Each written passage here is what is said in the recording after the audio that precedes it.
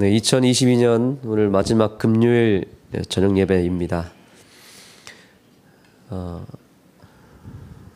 이제 우리가 한 해 동안 성경 말씀을 새벽 말씀 시간을 통해서 같이 통독하는 시간을 가졌고, 오늘 드디어 요한계시록까지 다 통독을 했습니다.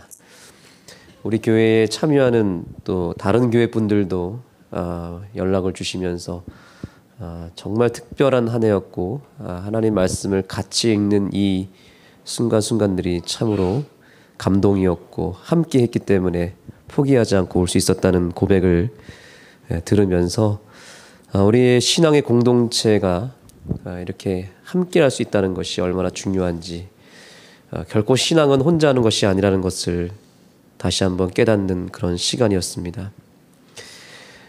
우리는 금요일과 화요일 예배 시간에 성경 말씀을 66권의 책을 한 권씩 살펴보는 시간을 갖고 있었습니다. 예정대로는 오늘로써 요한계시록을 딱 끝내면 참 좋았을 텐데, 여러 행사와 일정으로 인해서 일정이 조금 밀리는 바람에 우리 성경 일독 이 학교가 내년 초반까지 이어질 것 같습니다. 그러나 우리는 하나님 말씀을 한 권씩 한 권씩, 한 말씀 한 말씀씩 진지하게 붙잡으면서 말씀 속에 담겨져 있는 그 보물을 깊이 발견하게 되기를 간절히 소망합니다. 오늘 우리가 살펴볼 말씀은 골로새서입니다.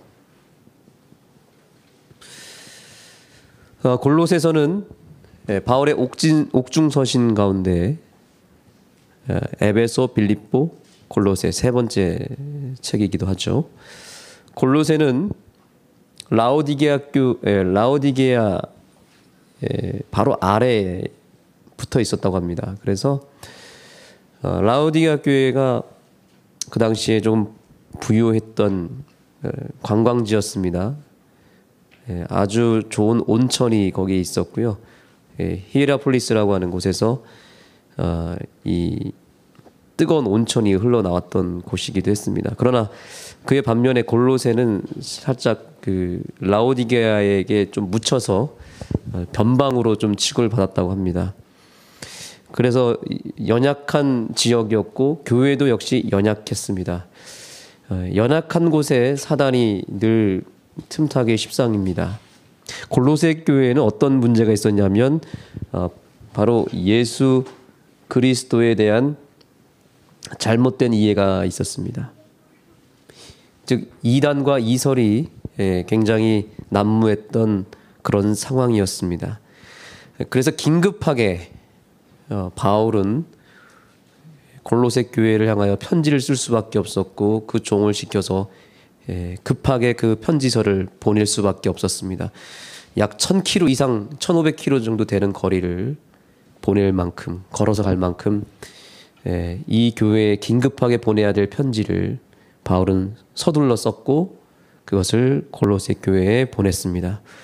그만큼 심각한 문제가 있었다는 것입니다. 예수 그리스도에 대한 이해가 올바르지 못하면, 예수님을 향한 아는 지식이 우리가 풍성하지 못하면 골로새 교회처럼 무너질 수 있고 시험받을 수 있다는 것입니다. 그래서 바울은 이 골로새서를 통해서 어떤 내용을 썼겠습니까? 당연히 예수님에 대한 새로운 인식을 다시 한번 소개해 주면서 예수님이 어떤 분이고 그분이 어떤 능력을 가지고 있고 어떤 존재인지를 새롭게 증명할 필요가 있었습니다. 짧은 말씀이지만 그 속에 담겨져 있는 예수님의 그 신성과 그분의 위격에 대해서 아주 정확하게 설명하고 있다는 것을 우리는 알게 됩니다. 그때나 지금이나 예수님에 대한 잘못된 인식은 여전히 교회를 어렵게 만들고 세상을 혼란스럽게 만들고 있습니다. 예수님에 대한 어떤 인식이 있었을까요? 예수님은 하나님보다 무엇하다는 거냐면 아버지 하나님보다는 조금 그분의 존재가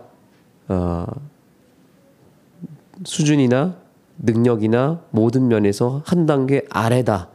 이렇게 보는 것입니다. 오늘날에 더러 어떤 교회들도 그런 주장을 합니다. 예수님은 하나님 아버지로부터 창조함을 받은 피조물이다. 이렇게 얘기를 합니다.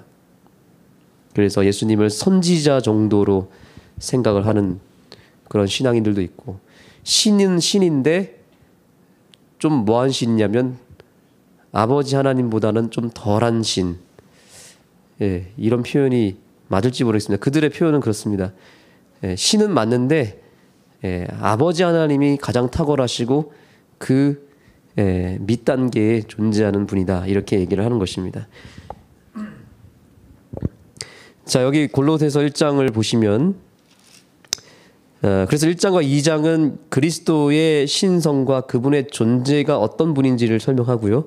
3장과 4장은 그 예수님을 통해서 우리가 어떻게 연합해야 되고 어떻게 다시 한번 우리의 신앙을 고치시켜야 되는지, 교회의 문제를 예수님을 통해서 어떻게 해결해야 되는지, 다시 정리하면 1장과 2장은 우리의 신앙의 본질의 문제를 해결하기 위해서 예수님이 필요하다는 걸 얘기해 주는 거 있고요.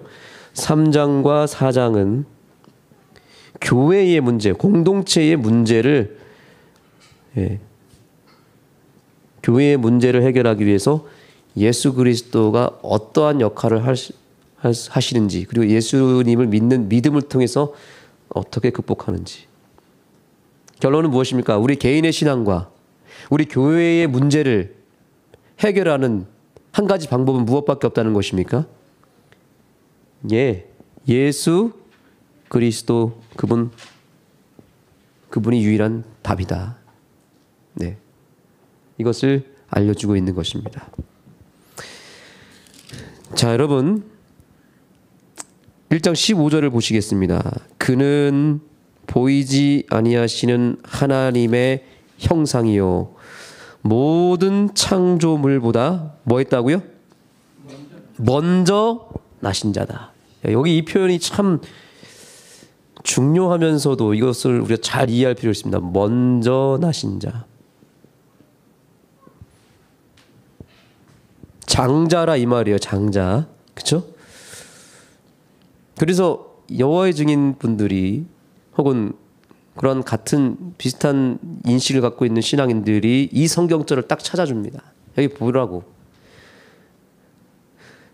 창조물보다, 우리 같은 인간과 세상의 창조물보다 뭐 했다고? 예수님이 먼저 나셨다고. 어쨌든 그분은 우리보다 먼저 나신 분이고 하나님께로부터 파생되어서 존재한 분이다. 그렇게 이해한다는 거죠. 여러분 맞습니까? 틀립니까? 이 말씀을 가지고 성경으로 딱 찾아줘서 이렇게 보여주면 어떻게 대답을 하시겠습니까? 좀 당황스럽지 않겠습니까? 진짜 먼저 나셨다 그랬네. 이렇게 해서 끝나버리면 될까요? 안 될까요? 절대로 거기서 우리가 머뭇거려서는 안 됩니다. 명확하게 이 의미가 무엇인지를 찾아줘야 되는 것입니다. 먼저 나셨다. 이 말을 우리는 일단 헬라어로 좀 볼 필요가 있습니다. 프로토코스라고 얘기합니다. 프로토코스. 헬라어를 좀 알고 계시면 좋습니다. 나름 고급스러워 보이죠? 용어 자체가 프로토코스. 여기 이 의미가 일단은 헬라어로 뭐다라는 걸 알려줘야 됩니까? 프로토코스다. 그러면 프로토코스는 도대체 무엇인가? 그걸 알려줘야 됩니다. 일단은 결론적으로 이거는 무엇을 의미하냐면 순서를 말하는 게 아니야. 먼저 나셨다, 첫째다 이런 말이 아니라 으뜸이다라는 뜻입니다. 으뜸. 탁월하다, 탁월하시다, 으뜸이다, 최고다 이런 뜻입니다.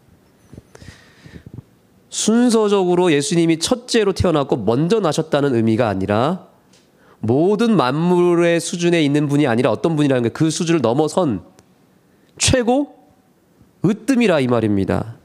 그런 뜻에서 먼저 나신 자다 이렇게 표현한 겁니다.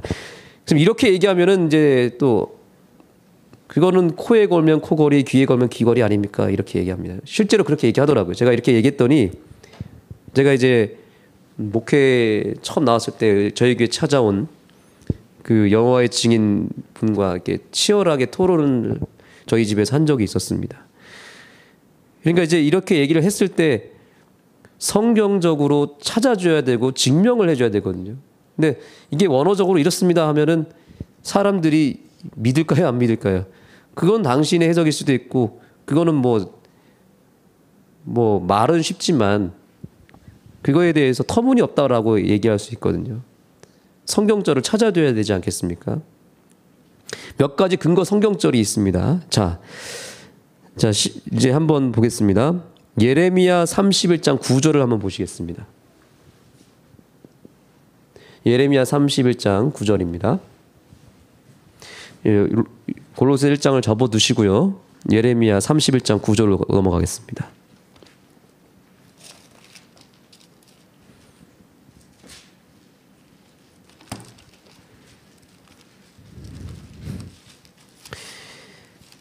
이 성경절을 여러분 아예 성경절에다가 쓰시면 좋습니다. 아예 쓰셔가지고 연결을 시켜놔야 됩니다. 어느 때라도 이 성경절을 바로바로 우리가 찾아줄 수 있어야 되거든요. 예레미야 31장 9절. 자, 후반부에 보겠습니다. 나는 이스라엘의 아비요. 그 다음에요. 에브라임은 나의 무엇이다? 장자다 그랬습니다. 장자다. 첫째다. 근데 에브라임은 장자예요? 아니에요? 장자가 아닙니다. 둘째입니다. 그런데 왜 장자라고 표현했을까요? 그러니까 이 성경절을 통해서 이미 우리는 대번에 알 수 있습니다. 에브라임은 순서적으로는 장자가 아니라 차자예요. 둘째입니다. 그런데 왜 장자라는 표현을 썼습니까? 이미 답을 말씀드렸습니다. 왜 그렇죠? 예, 이게 으뜸이란 뜻이기 때문에 그렇습니다. 으뜸이다. 에브라임에게 그 특권과 모든 장자의 특권을 부여했기 때문에 장자라는 표현은 으뜸이다, 최고다, 탁월하다 이런 뜻에서 얘기를 한 것입니다. 네, 출애굽기도 보시겠습니다. 출애굽기 4장 22절도 볼까요?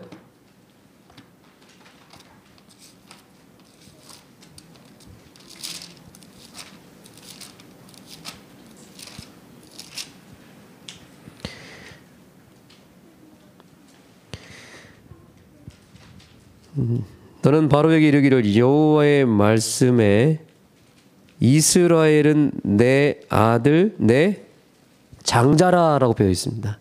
자, 이스라엘은 누구죠? 야곱이죠. 야곱은 장자였습니까? 차자였습니까? 차자였잖아요. 그런데 여기도 뭐라고 그랬어요? 내 장자다. 이것도 무슨 뜻입니까? 으뜸이란 뜻이에요. 장자권이 순서적으로 에서에게 가야 되지만 야곱에게 갔잖아요. 그렇죠? 그 다음에 더 중요한 성경절이 있습니다. 이건 더 중요합니다. 시편 89편입니다. 이 세 가지만 딱 찾아주면 아까 그 먼저 나신 자 이게 해결됩니다. 시편 89편.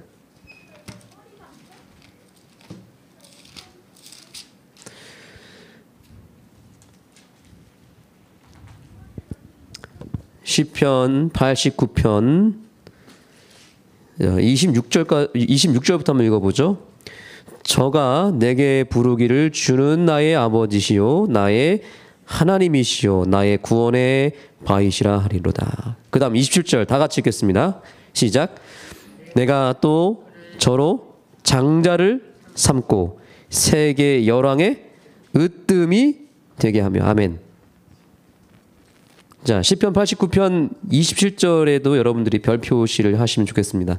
자, 여기 저로 여기 누구죠? 이 장자로 삼은 사람이 누구죠? 다윗입니다. 다윗이 장자였어요? 아니었어요? 8째 아들입니다. 그죠? 막내. 그죠? 저 한참 밑에. 근데 다윗에게 뭐라고 얘기했어요? 장자로 삼고. 그 이유가 뭐예요? 세계 열왕의 으뜸. 여러분들 여기다 동그라미 치시면 됩니다. 그러니까 장자라는 뜻은 으뜸이다라는 뜻입니다. 으뜸.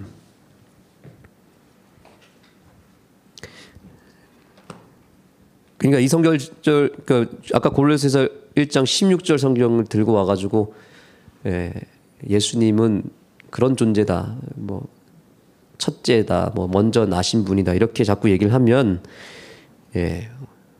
옳다구나 생각하시고 여러분들이 요 세 성경절을 찾으셔서 설명을 해주시면 됩니다. 다시 이제 골로새 1장으로 돌아가시면 되겠습니다. 그래서 먼저 나신 자, 이것은 오히려 예수 그리스도의 신성과 위격을 더 분명하게 해주는 말입니다. 먼저 나셨다. 그분이 으뜸이시고 만물을 창조하신 분이라 이런 말입니다.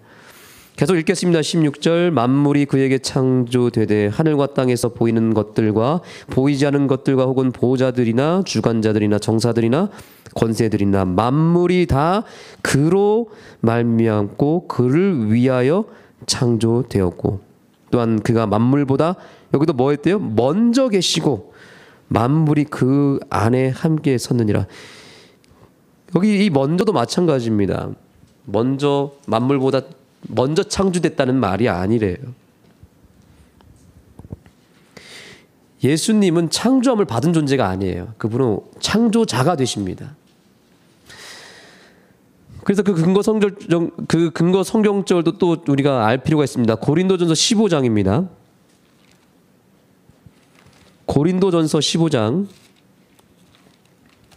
성경절을 조금 좀 찾아봐야 될 것 같습니다. 오늘 고린도전서 15장 27절.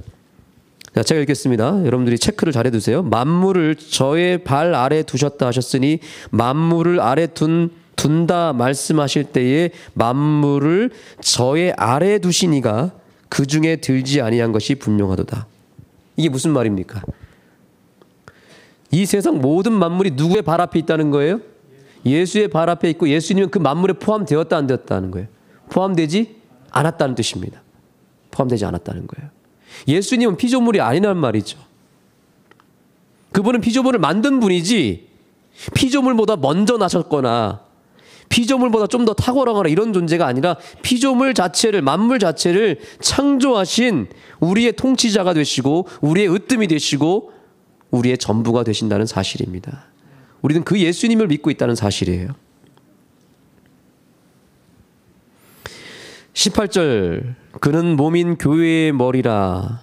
그가 근본이요 죽은 자들 가운데서 먼저 나신 자니. 여기도 먼저 났다 그랬어요. 자, 여기서 이 말씀도 굉장히 중요합니다. 예수님이 부활하셨습니다. 근데 예수님 먼저 부활하신 분입니까? 아니면 예수님보다 먼저 부활한 존재가 있었습니까? 여기 먼저 부활했다, 죽은 자들 가운데서 먼저 나셨다, 이 말이 순서를 말하는 거예요, 아니에요? 순서는 아니라는 거죠. 예수님보다 먼저 부활한 분이 부활한 사람 누구 있습니까? 일단은 구약에서 누가 있습니까? 모세가 있습니다. 그렇죠? 또요. 신약에 누가 있습니까? 신약에 누가 예수님보다 먼저 부활했습니까? 나사로도 있고요. 또요. 나인성 과부의 아들, 회당장 야이로의 딸. 누구보다 먼저 부활했죠? 예수님보다 먼저 부활했잖아요. 예수님은 맨 마지막에 부활하셨잖아요. 그렇죠? 그러니까 이 말씀은 앞뒤가 안 맞잖아요. 그죠? 죽은 자들 가운데서 먼저 나셨다. 이 말은 순서를 말하는 게 아니라 예수님께서 그 부활한 사람들 가운데 가장 뭐 하시니까? 최고 으뜸이시다 이 말이에요. 부활의 대표주자이고 그분은 부활의 근원이 되신 분이고, 그렇죠? 사람을, 죽은 자를 살리는 분이시기 때문에 이분을 향해서 뭐라고 말할 수 있냐면 프로토코스. 똑같습니다. 이게 프로토토코스입니다. 먼저 나셨다는 말은 순서를 말하는 게 아니라 뭐다? 그분의 존재가 으뜸이다. 이렇게 어쨌든 이해하시면 됩니다. 부활한 사람들 가운데 예수님이 으뜸 맞습니까? 그렇기 때문에 이렇게 표현한 것입니다. 그래서 16절 이는 친히 만물의 으뜸이 되려 하심이요. 그래서 우리 예수님은 만물을 창조하셨고 또한 부활을 창조하신 분임을 인하여 여러분들이 이 연말에 감사하게 되기를 소망합니다. 우리가 믿는 예수님은 우리와 똑같은 피조물이 아닙니다. 그런 시시한 분이 절대 아니시라. 우리보다 훨씬 더 높은 차원에 계신 분임을 확실하게 인식하시기 바랍니다. 예수님이 만약에 우리와 같은 피조물로서 조금 더 탁월한 존재였거나 신보다 조금 아래 위격에 계신 분이라면 그분이 십자가에서 돌아가셨다는 게 과연 우리에게 감동이 될까요? 피조물이 피조물을 위해서 죽는 게 과연 구원을 이룰 수 있을까요? 그게 더 감동이십니까? 아니면 정말 온 우주의 주인이시고 으뜸이시고 신 자체가 되시는 그분이 우리를 위해서 죽으셨다고 했을 때 그 감동과 피조물이 죽으셨다. 어떤 차이가 있습니까? 분명한 차이가 있죠. 그렇죠?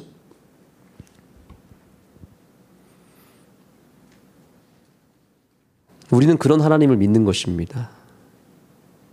하나님이어야 십자가도 감동이 있고 의미가 있는 거예요. 하나님이어야 그분이 이 땅에 실제로 인간으로 오신 것. 제가 지난 크리스마스 안식일에도 그런 설교를 드렸지만 어떻게 하나님이 인간으로 오셨는데 인간에게서도 가장 작은 먼지보다도 더 작은 한 여인의 뱃속에서 보이지도 않는 그 세포가 되셔가지고 오셨을까? 여러분 이게 이해가 되십니까? 안 되죠. 이게 과연 우리가 과학적으로 의학적으로 철학적으로 이해해서 믿을 수 있는 분입니까? 우리가 우리의 두뇌로는 예수님의 그 높으심과 그분의 낮아지심을 우리가 이해할 수가 없습니다. 우리의 수준 낮은 그런 두뇌와 지식과 우리의 철학으로는 그분을 결코 이해할 수가 없습니다. 우리는 그분을 있는 그대로 받아들여야 되는 것입니다. 그래야 감동이 있는 것이고 그래야 능력이 임하는 것이고 그분을 있는 그대로 받아들이고 순종하고 믿을 때에 그분 안에 있는 모든 것들이 우리 안에 들어오게 되는 것입니다. 의심 없이 우리 예수님을 믿으시고 특별히 성경에 기록된 모든 말씀을 있는 그대로 받아들이게 되기를 소망합니다. 몰트만이라고 하는 아주 유명하고 실력이 출중했던 신학자가 있었습니다. 이 성경이 이거 사람의 이 지식으로 이걸 이해할 수가 없을 뿐만 아니라 이건 믿을 수가 없는 책이다. 이거는 그냥 신화다. 어떻게 신이 인간이 될 수 있고 죽을 수 있고 이런 기적들을 우리가 어떻게 믿으란 말이에요. 이거는 그냥 우리에게 좀 더 이해를 주기 위해서 신화적으로 전설적으로 쓴 것이고 다 상징이고 비유이지 그건 사실이 아니다. 그러니까 그런 것들은 좀 다 빼버리고 좀 논리적이고 이성적인 것만 걸러서 가르치자. 그래야 사람들이 믿을 거 아니냐. 이렇게 주장했다고 합니다. 일리가 있습니까?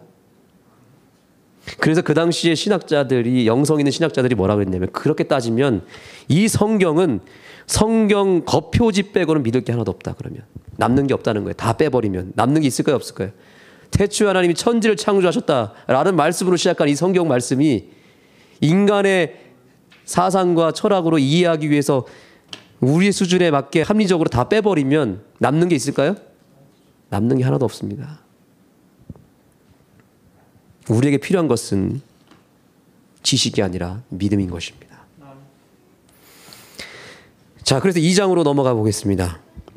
2장에 가서는 실제로 골로새 교회를 힘들게 했던 세력들이 어떤 존재였는지를 설명하고 있는데 2장에 보시면 이제 본격적으로 바울이 특단의 조치를 내립니다. 그 세력들은 다름 아닌 종교 다원주의자였고 영지주의자들이었습니다. 육체는 절대 영이 될 수 없다. 그래서 영과 육을 분리해야 된다. 영적으로만 이해를 해야 된다. 예수님도 영적으로 오셨고 영적으로 부활하셨고 영적으로 승천하셨다. 모든 걸 영적으로만 풀어내는 겁니다. 그게 영지주의거든요. 이게 유행했고요. 그 다음에 종교다원주의. 꼭 예수님만 믿어야 구원받느냐? 그렇지 않다는 거예요.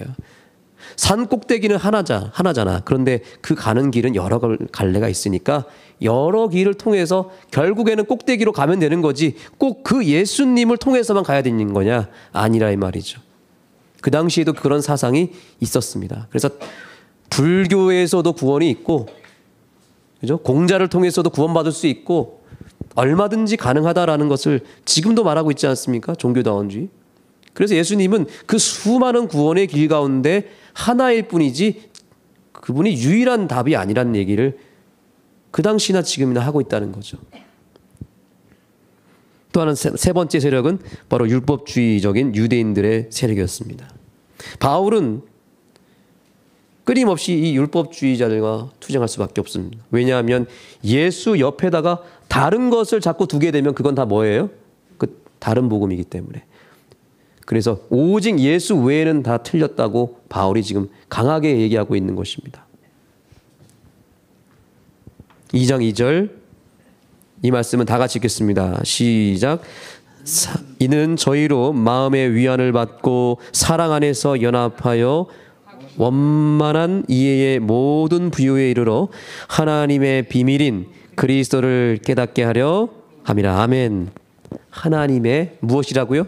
비밀이에요. 예수님은 처음부터 다 드러내면서 나타난 존재가 아니라 우리가 평생 영원토록 연구해도 다 이해할 수 없을 만큼 그분은 비밀 속에 비밀의 보자기 속에 쌓여져 계시는 분이에요. 이거 하나씩 열어가는 재미로 사는 거예요. 우리는 신학교 다닐 때 교수님이 이런 얘기 했었습니다. 자기는 하늘나라를 가는 이유 중 하나가, 가장 큰 이유가 가서 그죠? 수정같이 맑은 생명수의 강을 다니고 생명나무의 과일을 따먹고, 이것도 중요하지만 자기가 정말 하늘나라 가고 싶은 이유는 뭐냐면 영원히 연구해도 다 이해할 수 없는 이 예수님을 매일매일 알아가기 위해서 성경을 연구하고 예수님께로부터 진리를 배우는 그 기쁨, 자기는 그것 때문에 더 가고 싶다는 거예요. 굉장히 신선했던 것 같습니다. 우리는 사실 그런 수준으로 도달해야 됩니다. 가서 그저 우리가 행복하게 우주 여행하고 하늘나라의 그 환경 때문에 가는 게 아니라 그 하늘나라의 본질은 누구죠? 예수님이잖아요. 그 예수님을 알아가기 위해서. 엘렌 화이트 그런 표현을 했잖아요. 영원토록 연구해도 다 알 수 있다 없다. 없다는 거죠. 예수님의 그 십자가, 그분의 사랑, 품성, 평생 영원히 연구해도 우리는 다 알 수 없는데 우리가 하늘나라 가면 바로 그런 일을 할 것입니다. 그래서 지겹지가 않다는 거예요. 하늘나라의 삶이 지겹거나 따분하거나 지루하지 않고 어떻게 해요? 그 진리를 아는 기쁨, 여기 써져 있잖아요.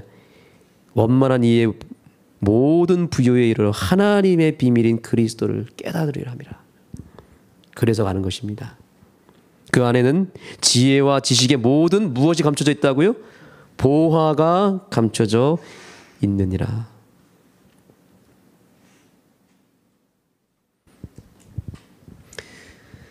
그러므로 너희가 그리스도 예수를 주로 받았으나 그 안에 행하되, 6절입니다. 그 안에 뿌리를 박으며 세움을 입어 교훈을 받은 대로 믿음에 굳게 서서 감사함을 넘치게 하라. 8절. 누가 철학과 헛된 속임수로 너희를 노략할까 주의하라.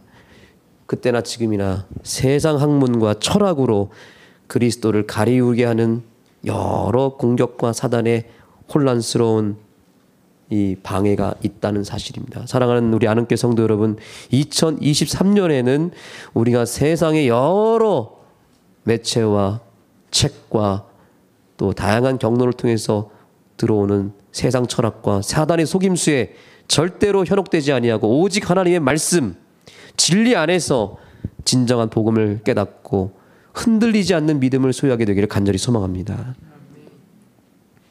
사람의 유전과 세상의 초등학문이 이 교회를 혼란스럽게 했습니다. 여러 학문들이 예수님 주변을 맴돌면서 사람들이 현혹됐던 것입니다. 그 다음에요, 16절. 그러므로 먹고 마시는 것과 절기나 월삭이나 안식일을 인하여 누구든지 너희를 편론하지 못하게 하라. 이 말씀도 중요합니다. 이것은 율법주의자들에 대한 심판입니다. 비판입니다. 그 당시에 유대인들이 절기, 월삭, 안식일 이거를 너무 철저하게 고수하고 지키느라 정작 복음이신 예수님을 잊어버린 것입니다. 자, 그런데 여기서 중요한 것은 여기 안식일이라는 표현이 나옵니다. 안식일에 대하여 더 이상 시비 걸지 말고 편론하지 말라 그랬어요. 그래서 장감리교회 분들이 딱 이 성경절 가지고 와서 또 뭐라고 얘기합니까? 여기 봐라. 안식일 가지고 뭐 하지 말라 그랬어요? 편론하거나 따지거나 그거 가지고 뭐 진리냐니 이렇게 논쟁하지 말라고 하지 않았냐. 근데 왜 당신들은 안식일을 가지고 자꾸 이렇게 물고 늘어지느냐 이렇게 얘기한다 보죠. 어떻게 얘기되겠습니까? 이것은 아주 간단한 내용입니다. 여기서 말하는 안식일은 어떤 안식일이죠? 맞습니다. 안식일이 두 종류가 있어요. 계명이 있고 절기가 있습니다. 절기는 뭐예요? 그림자라 이 말이죠. 이건 폐했습니다.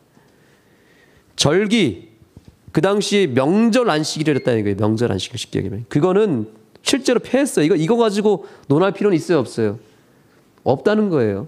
오늘날에도 뭐 유월절을 지켜야 된다. 뭐 초막절을 지켜야 된다. 이거 유월절 안 지키면 구원 못 받는다. 이렇게 얘기하는 교회가 있습니다. 실제로.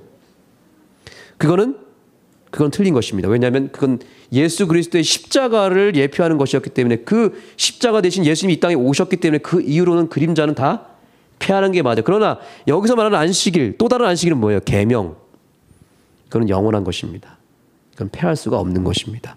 바울이 만약에 이걸까지 얘기했다 그러면 바울은 안식일을 안 지켰겠죠. 그러나 바울은 신약 성경 가운데 철저하게 안식일을 지킨 사도 가운데 하나입니다. 안식일을 아주 철저하게 지켰습니다.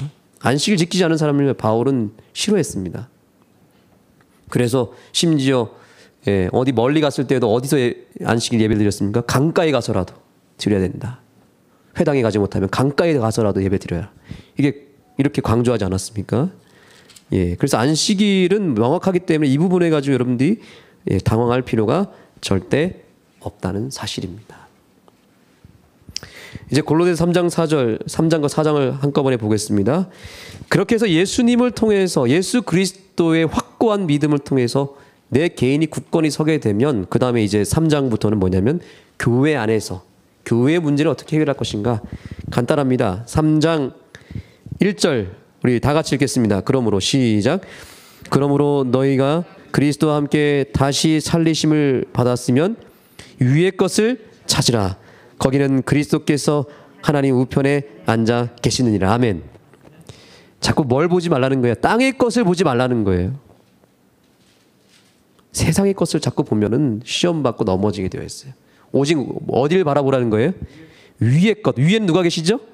예수 그리스도께서 우편에 앉아 계시잖아요. 하늘을 바라보라는 겁니다. 가끔씩 사람들로부터 주변 사람들로부터 어떤 우리의 현실에 대해서 비관적으로 얘기하고 또 교회에 대해서 이 교회는 사랑이 없고 이 교회는 정말 재미가 없고 그런 얘기들을 제가 종종 듣습니다. 그럴 때마다 어떤 마음이 처음 드냐면 정말 맞아. 우리 교회는 사랑이 없어. 그래.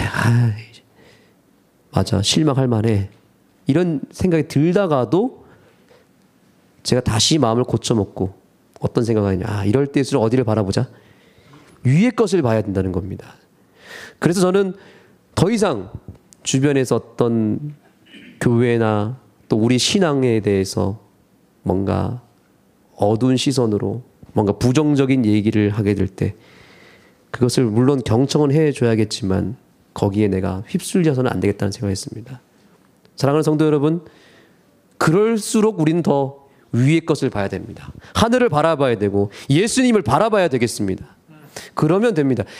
근데 하늘을 바라보지 않고 자꾸 우리 주변을 돌아보고 땅을 보니까 실망이 되고 저 사람에게 실망이 되고 교회에 실망이 되고 자꾸 내가 스스로 상처를 받게 되고 하는 이유는 뭐냐면 그 사람의 문제가 아니에요. 사실은 내가 자꾸 시선이 땅으로 떨어지기 때문에 그런 것입니다.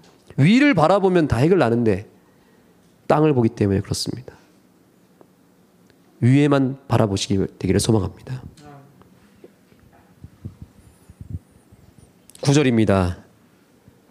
너희가 서로 거짓말을 말라 옛사람과 그 행위를 벗어버리고 새 사람을 입었으니 이는 자기를 창조하신 자의 형상을 쫓아 지식에까지 새롭게 하심을 받는 자니라. 두 번째 바울의 권면은 뭡니까? 이제 옛사람을 벗어버리라는 거죠. 여러분, 오늘이 이제 마지막 안식일입니다. 2022년에 입은 옷 이제 오늘 이 자리를 떠나면서 벗으시기 바랍니다. 그리고 주님께서 2023년에 입혀주실 새 옷을, 새 사람이라는 옷을 입게 되기를 소망합니다. 옷 입는 거 쉬워요? 어려워요? 옷 입는 것만큼, 옷 벗는 것만큼 쉬운 게 없습니다. 옷을 내가 만들 필요가 없어요. 여기 분명히 말했습니다. 옷을 너가 만들어 지어 입어라 말했습니까? 아닙니다. 이미 예비가 되었습니다. 준비가 되었고 이미 옷이 만들어졌습니다.